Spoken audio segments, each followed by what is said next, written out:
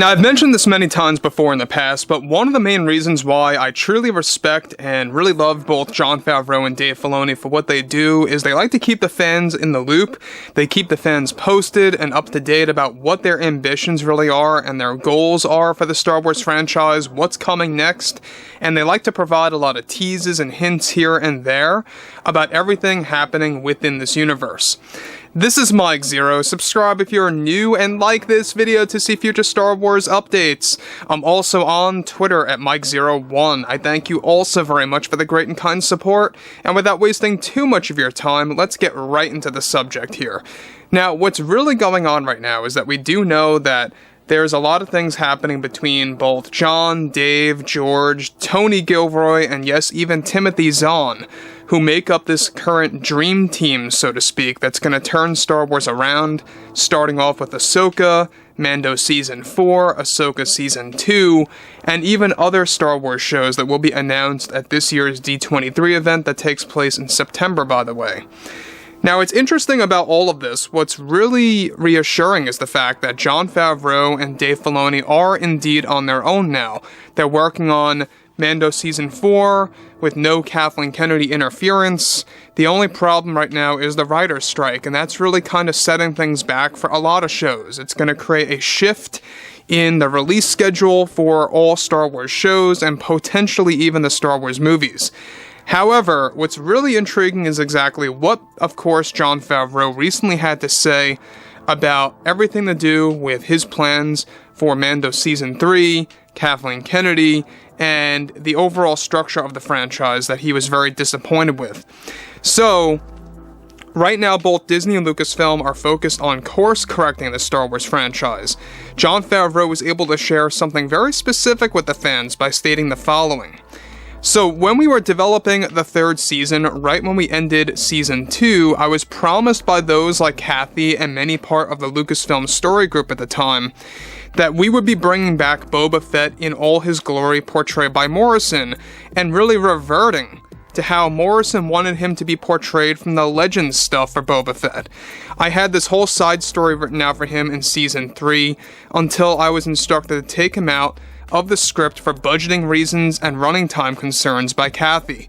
I felt like I was stabbed in the back. I truly did. I really felt that way because when you are a creator and a fan, you only want the best for your audience, and I felt I was put in a position that would go against my audience. It was soul-crushing to me as a creator to have been forced to write out my vision. Now, before I get to the next thing about what Jon Favreau states, alright, what's interesting about this is that he's really admitting and confirming the fact that he was about to give us the Legends version of Boba Fett that so many fans wanted to see, not just in the Book of Boba Fett, but also in The Mandalorian Season 3. We were all hoping that Boba was going to be a big focus in the third one. It ended up that he was supposed to be in there, and he was cut out entirely, but not just cut out, but that Jon Favreau was specifically promised by Kathleen Kennedy and the story group over at Lucasfilm that he was going to be allowed to do whatever he wanted to do with Boba Fett in the third installment, and he was going to revert to those plans of making him the true bounty hunter that we all know and love, from Legends especially. That was completely broken. Favreau lost that promise and was specifically told to undo all of that. And you know what? It isn't the first time that Kathleen Kennedy did this. She also did this with The Rise of Skywalker, where she promised J.J. Abrams that she was going to allow to keep all those scenes that George Lucas had worked on with him and helped him with, of course, for, all of the third act scenes between the Exegol scenes, the Force Ghost, stuff like that. There was a lot of material that George actually helped out with for Episode 9 that got deleted. And when that was cut out, George actually had this big grudge with Kathleen Kennedy, and that's why he did not attend the world premiere for Episode 9. That's why you don't see him at all.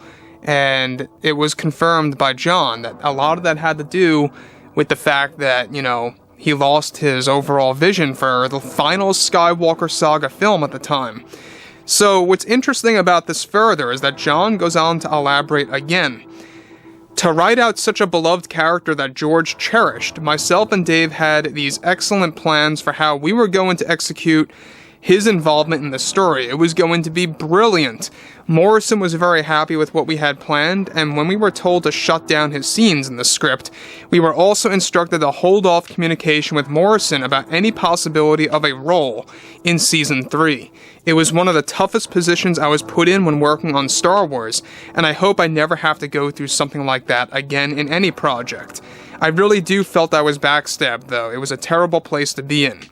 Now, before I get to what he concludes, this once again just goes to prove to us, the audience, and from the creators' point of view, that they were never really allowed to tell the stories that they really wanted to tell.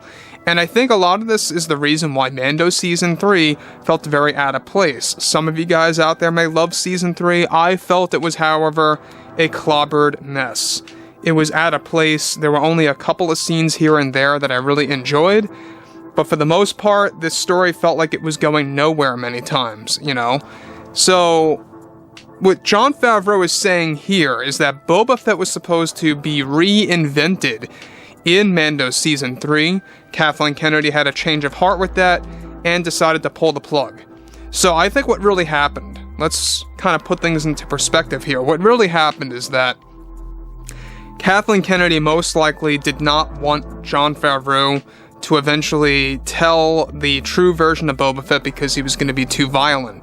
This is similar to what Kathleen Kennedy had problems with Jon Favreau for the Book of Boba Fett treatment before they even began filming, is that they wanted him to be a very violent bounty hunter, you know, a ruthless character, and she felt that was going to drive away the audience. And that's when they really watered down the character. They wanted to kind of make him a little bit more human, you know, a bit more emotional, or a more, you know, I guess you could say sentimental character. And it just didn't really work in the grand scheme of things, from episode to episode, from point A to point B per episode. It just didn't really connect with the audience. They needed a break where we had the Boba Fett that we were supposed to, and promised to, by the way, to get. Even Robert Rodriguez kind of misled us, saying that this movie, or this show I should say, was going to be all killer, no filler. And it was quite the opposite.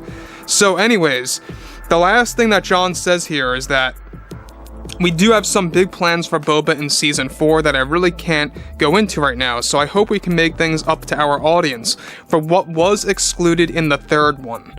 So again, he is making it very clear that he is really, you know, in charge of Season 4. He has a lot of things going on with that. And at the end of the day, I think what Jon is going to do here for Season 4, he's going to give us the Boba Fett that we deserve. Because they are finally beginning to realize that this needs to be done. They have to cater to the audience if they even want to course correct this thing. And that's what they are doing. That's what they're set on. So overall, I'm very intrigued to hear what you guys have to say about this whole situation, this whole fiasco between Jon and Kathleen Kennedy and Boba Fett as a character. And if you guys did enjoy the content for today, make sure to drop a thumbs up on this video to support the channel, and I will catch you guys next time.